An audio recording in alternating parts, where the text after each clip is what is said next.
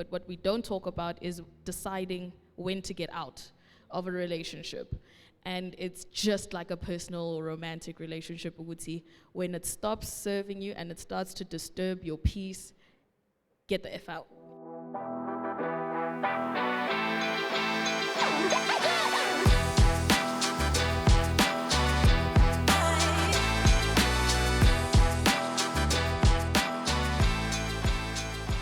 Can I just ask, I think anyone can take it on the right.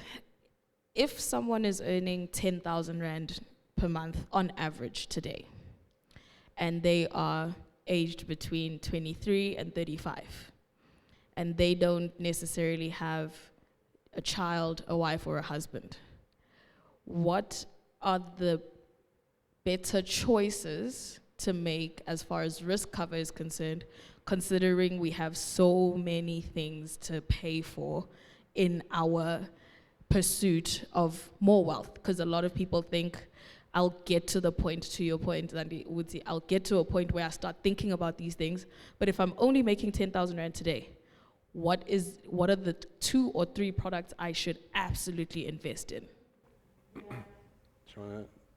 I think the big thing is that we often think about financial wellness as this, I'm here today, and then if I speak to someone, I'm going to be perfect tomorrow. And I take out whatever they say, and I'm there.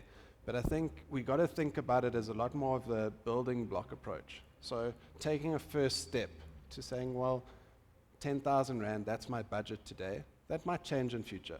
But today, if I look at what's my biggest thing, I don't have dependents, so I don't have to worry. Yes, funeral's probably something, so I don't have to worry that my parents have to look after me or my family and friends have to pay for it. So look at solutions like that. But one that's often overlooked is this income protection concept, where you protect your income against you suffering either a temporary or a long-term illness, and it affects your income. And that can be that if you're a driver, you lose your leg. Now, you suddenly can't drive the truck anymore. That needs cover. Now, you can get certain levels of cover for that, but at least you've taken that first step. Now, say in a year's time, suddenly you're earning an extra 2,000-3,000 Rand, you've got a side hustle. There are solutions that allow you to have multiple streams of income covered. And thinking about that, I always go back to this thing the doctor once said, is that you buy a brand new car, the first thing they do is they phone you and say, you need car insurance. You need to go and protect it, because what happens if you drive into the curb, you dent it, you scratch it, you're going to lose value. No one says, well, this body of mine is going to get some dents and scratches over the next few years. I need to cover it now because I don't know what I'm going to drive into in this body.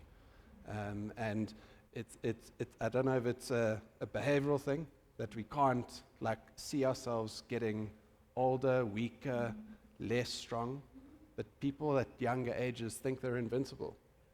That is when you need to get the cover, because there is a stage when you won't be able to get cover because your body's all dented and broken.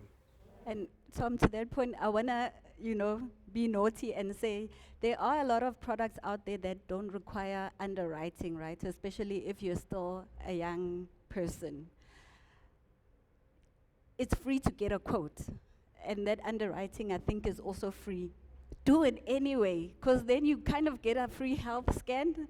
You at least know where there are problems, where there aren't, and I think that at least empowers a person to tick some of those boxes. Do I need to start exercising a little bit? Do I need to change my diet a little bit and start taking better care of myself? But I think there's definitely value in terms of underwriting and going through that process.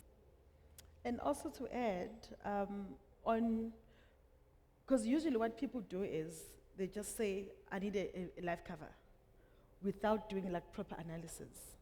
So to answer your question, to add to what Tom said, and to answer your question, my recommendation would be sit with a financial planner.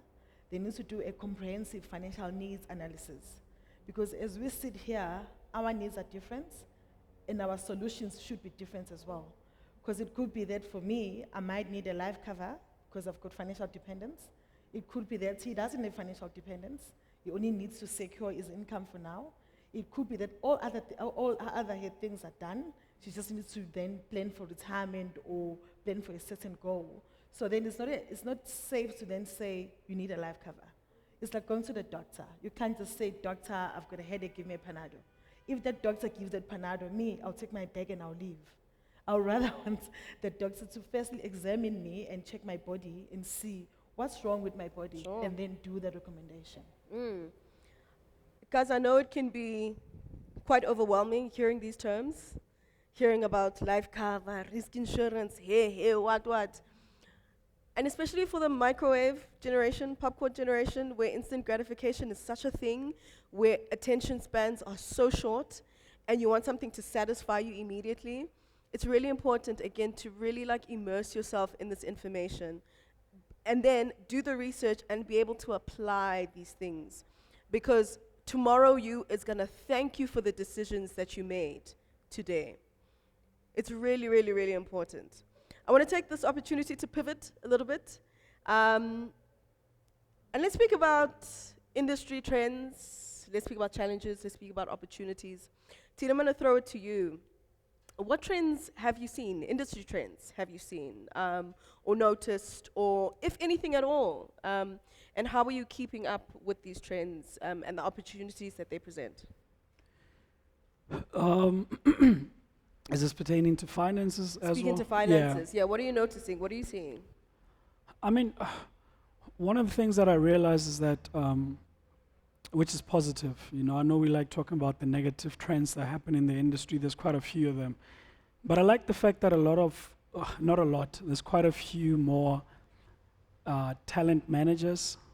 And people are seeking a lot more advice from mentors versus just talking to friends who are inexperienced. There's nothing wrong with having conversation with friends, but there's so much more value in people that have worked the journey, whether be it within your career path or whether as a creative or whatever the degree of work that you're into.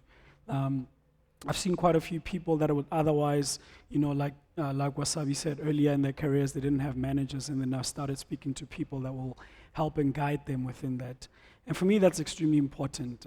It speaks to what we spoke about earlier, that I don't want, and this ties into what we just spoke about, right? I know, and I just want to bring this up.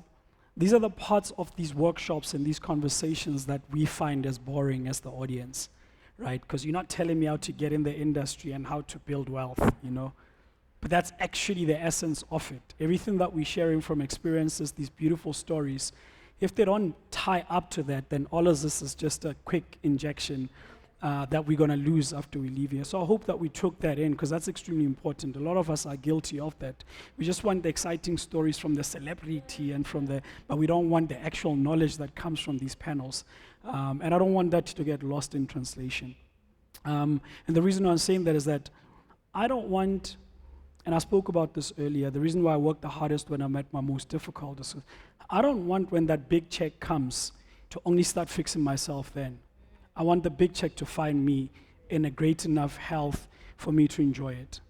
I don't want, and I use this also when it comes to the office, I say to my team, or I say to people in my circle, do not go apply for a passport when you confirm the trip to a certain place. Get a passport now, because we all know the issue with home affairs, etc. So fix your journey before the journey starts, right? By virtue of doing that, not only are you, if Cebu calls you now, says, we're taking you to Atlanta for X, Y, and Z, and you've got your papers in place, but you're also manifesting it. You set yourself for that goal that you want. So there we go, yeah. If you can't cry about not winning the lottery if you haven't purchased the ticket, right? So start getting yourself ready for these things. Again, to the part that the expert spoke about, take these things in right now. I know the desire might be different right now. You're just looking at, how do I get work at Duma Collective? How do I get work for Liberty? How do I get, to work with Sebs at Power Play? How do I become a brand ambassador? How do I become a creative? But yeah, while you're working that out, also set yourself up. Remember I said 10% of your time with what we consume as junk. Take the time to learn these things, so by the time you get that big break, of a job. Sebs gives you a call at Power Play or Monster Energy Group and says, yo, you're going to start working from July. You know that, okay, if my salary is 20K, I know immediately that not all of that is for me to consume. Or rather, not all of that is for me to consume immediately. From that, I'm going to consume 10, pay yourself a salary within a salary. So you're going into these spaces with a mindset already of a winner versus I'm going to repeat the same mistakes that were done. We didn't have, unfortunately, the privilege of getting educated around this because it was a bizarre topic. We're speaking about people that, we come from backgrounds where money is not spoken about. Your mom is providing, but you don't know where it comes from. But it's not spoken about. To many of our families, even just the words, telling your mom I love you was just a thing that you just don't do, right? It's so bizarre. But you had to unlearn that. There's a lot of other things financially that we have to unlearn. You don't have to wait to be wealthy in order to apply a wealthy mindset. So, back to what you're asking me about trends, I appreciate the fact that a lot more people within the creative space are starting to take that a little more serious. It might not be 50%, we're even far from 100%, but a few more people are starting to understand the value in that. And I see, when we speak to people, there's a lot more no. Speak to my manager, not from a place of ego or a place of I've made it, but from a place of, I've got people that speak for me, that understand this better, and guys are starting to take, to check in, did they speak to you? Are you, if you're struggling, let me know. So that's a positive progression towards, what it is that we've been a part of an industry that struggles. There's a lot of people that are successful today within the creative space, and tomorrow, God forbid anything happens, we have to contribute. Donate. But guy, you were at Diamond Walk. Nothing wrong with Diamond Walk, but what were you doing to make sure that you're okay, right? And we all, or a lot of us, are guilty of that. So the trend in seeking help from professionals, whether it be the legal team, whether it be financial advisors or your managers, and holding them accountable. That's another thing. To Wasabi's point earlier, I hope you understand, in as much as you don't want or like to negotiate, but in the decision, you have to be a part of the process in the background. You don't have to tell Tlee that I'm not going to do it for 5 rand, but the decision to not or to take the 5 rand you have to be a part of it. I spoke about this 2 weeks ago. Sorry, I keep on referring to that. But George is a part of the Wasabi management team. So you have to collaborate with your management team. And all of these things that have been brought up here. Otherwise, and I appreciate that about the industry. A lot more people are becoming savvy to the fact that they need experts. There's a lot more conversation around mental wealth within the talent. Unfortunately, we've lost some of the great talent that we've had here who are extremely influential. But that has become a positive conversation in using their passing, and it doesn't become in vain. We've used that to continue and to propel the conversation further. And a lot more people are speaking about when financially not doing well, when the career is on the decline, and they're reaching out more. And that for me is a positive trend. I don't want to touch on the negative ones. There's quite a lot of them, and we can speak until we're blue in the face.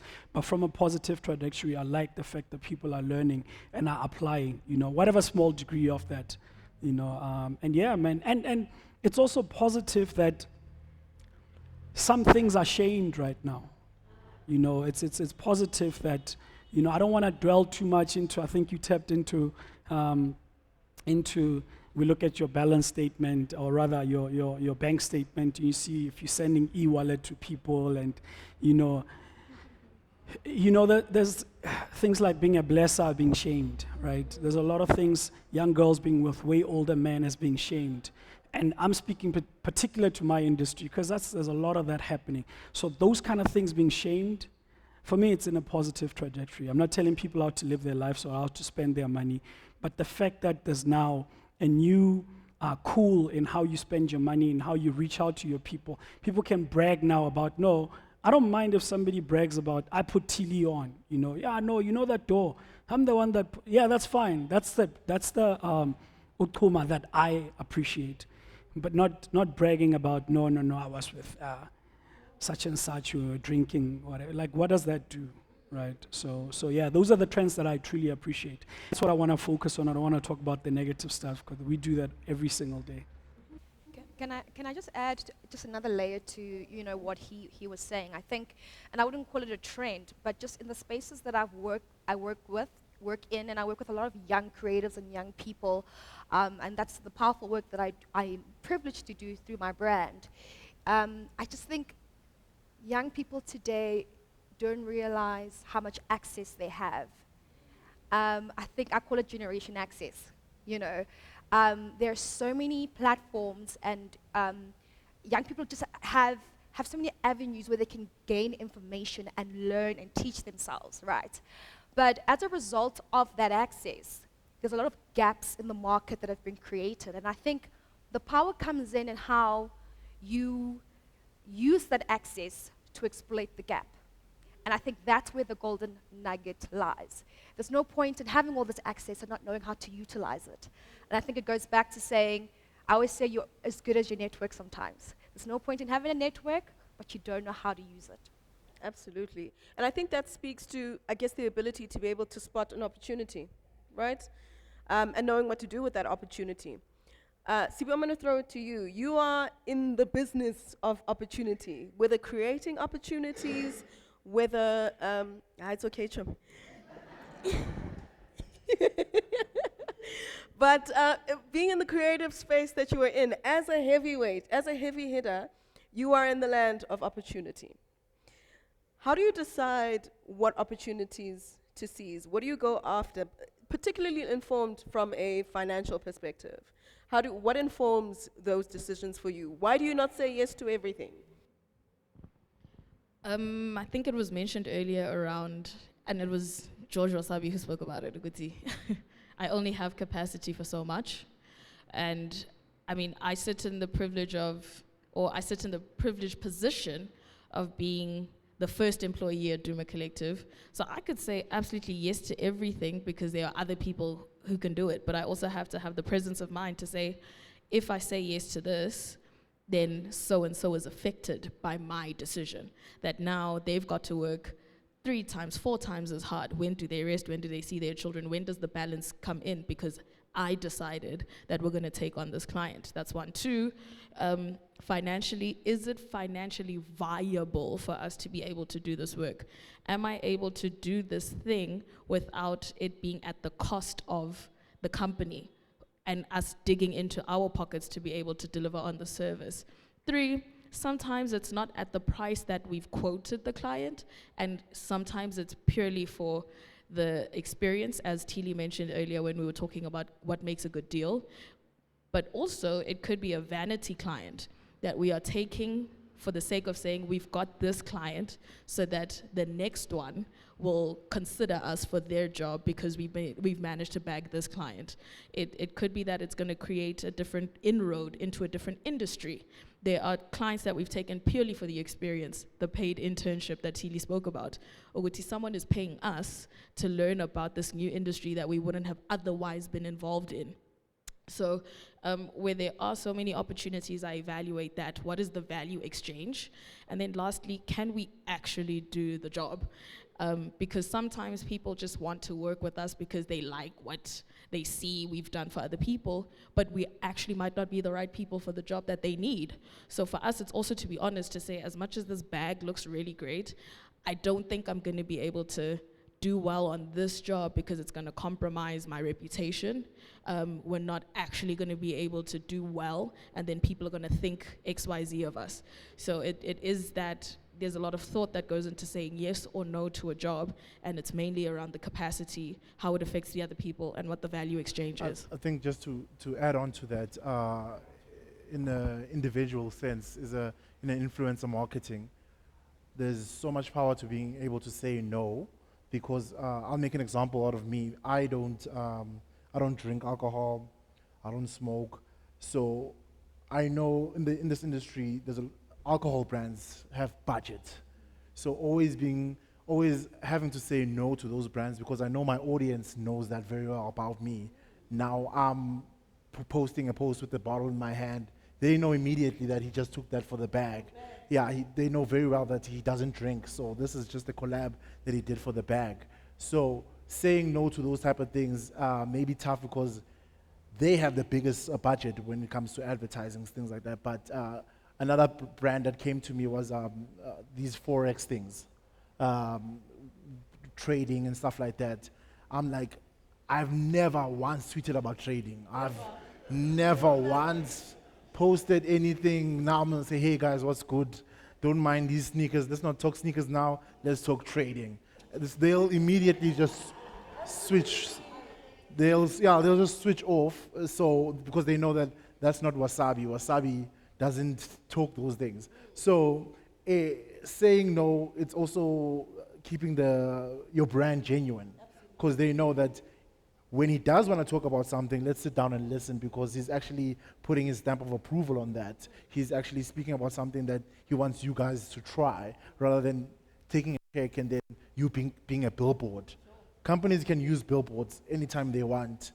Influencer marketing is not being about billboards. It's about me translating the language that the brand speaks to my audience. Yeah, and if my audience knows that, hey, uthanda magwinya, I'm gonna sell those gwinyas.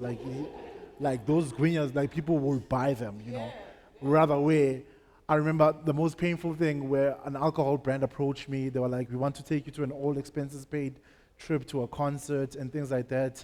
And I was so happy until they said, okay, the first post we want you is to be drinking the bottle. I was like, oh, because I knew I'm gonna have to say no, because I don't drink the drink. I don't know anything about the product, so I'm gonna have to say no. It's painful at that moment, because you know what, you're losing out on a huge bag, on huge opportunities, but I think it's a bigger opportunity to stay genuine.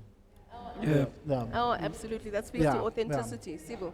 I would say, sometimes the opportunity can also be unlocked in the discovery or in the education. And I would then challenge it to the brands and the agencies to say to them, sometimes the people that you want to collaborate with in order to drive a message to an audience, understand how those people can help you do that. Because even though a wasabi doesn't drink alcohol, the conversation can be about exactly that.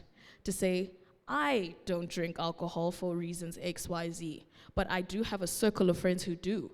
And for those, I would recommend this because of a X, Y, Z. So it's sometimes that it's not saying no because it doesn't align with me, but it can be, yes, I can, but this is how. I'm not going to hold the drink and pretend I'm drinking it. However, I am going to discover this brand and find out what it stands for, what are the things that are really cool about it, and here's why I would recommend it. And if you really get to a point where you don't recommend it, then you absolutely say no. But I do think in a bid to secure the bag, sometimes it really is about finding the cheat or the way to do it in a way that aligns with how you communicate with your audience and what your audience likes. But that goes to you knowing your audience well enough to be able to consult or collaborate with the brand in order to achieve their objectives. Tlee? Sibu's response is so critical, because it speaks to something I'm extremely passionate about. You see, when you don't, I don't operate from a place of ego, so I've learned to strip that off my persona.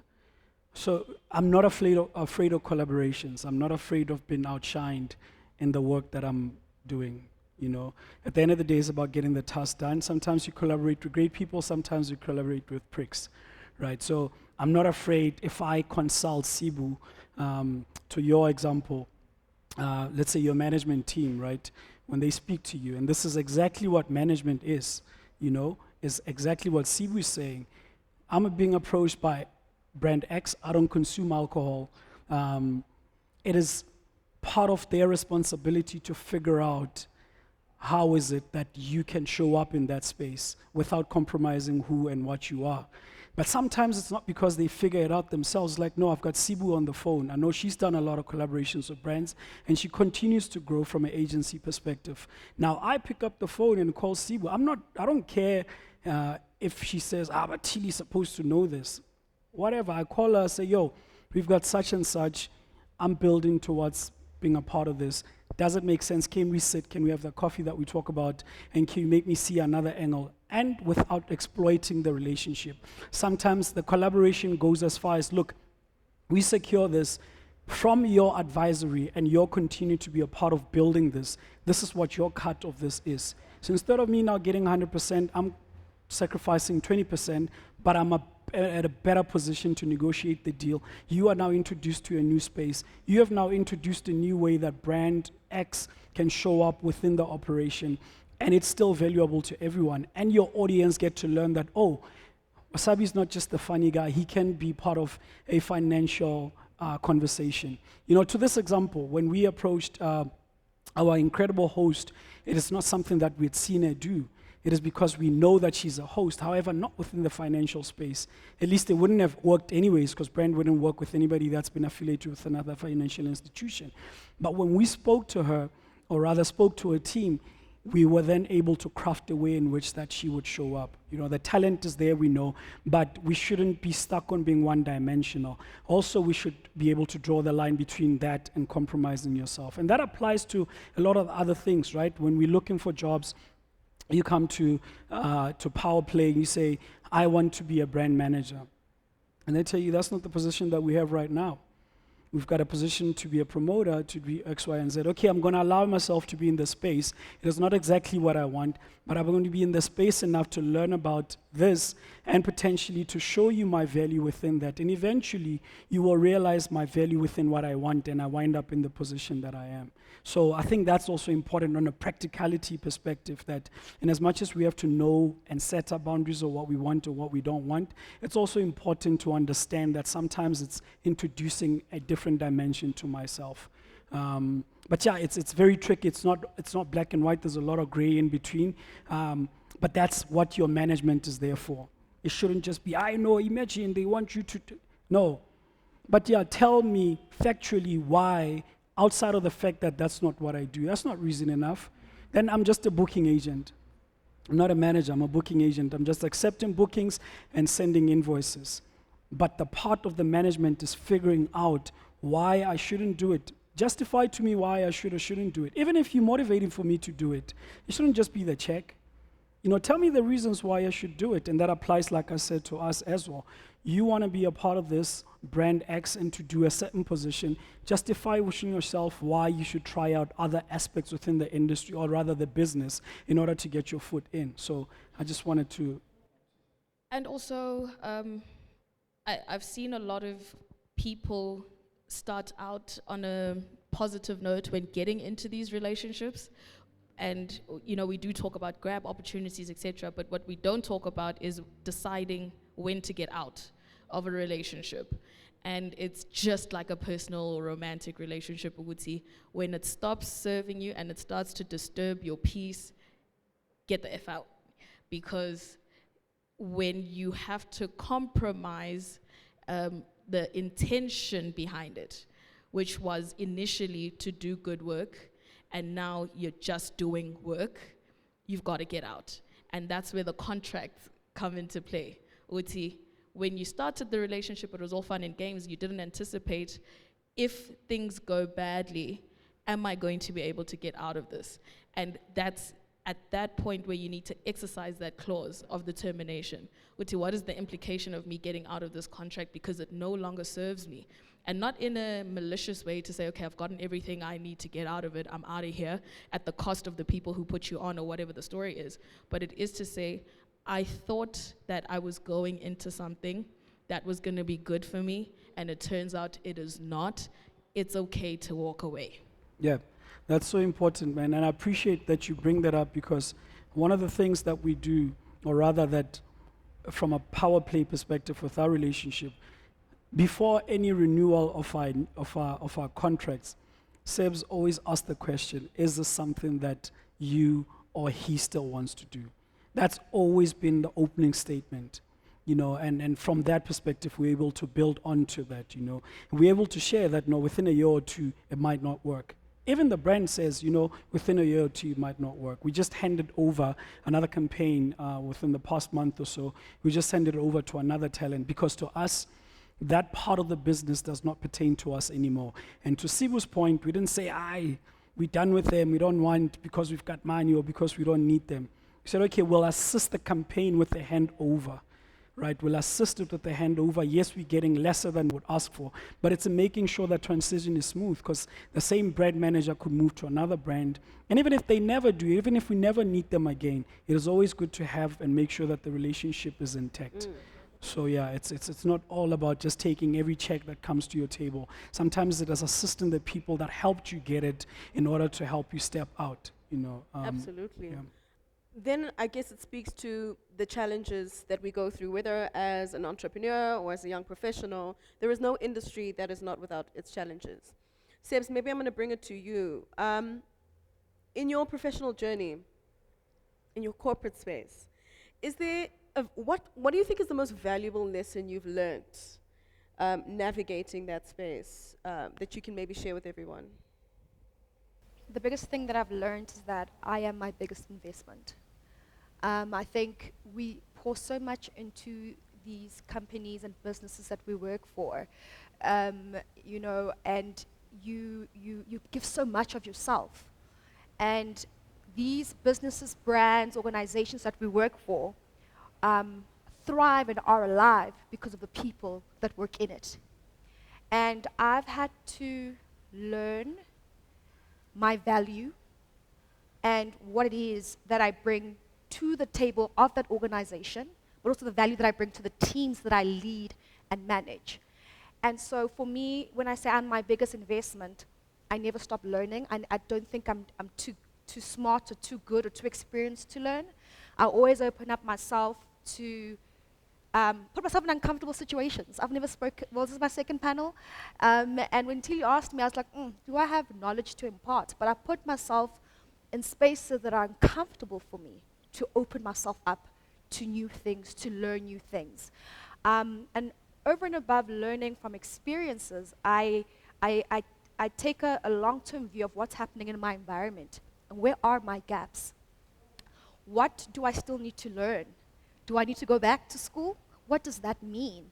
Do I have the money for it? Do I still have to plan to go do my MBA because it's mighty expensive? You know, yeah, for me what I've learned is that I am my biggest investment, and when I do look after myself and invest in myself, I have more of myself to give to the people in and around me and to the organizations that I work for. Absolutely. That's incredibly inspiring. And I think a lot of people can see themselves that way. And I think if you have that kind of perspective, you almost become really precious with yourself and with your own time and your own efforts.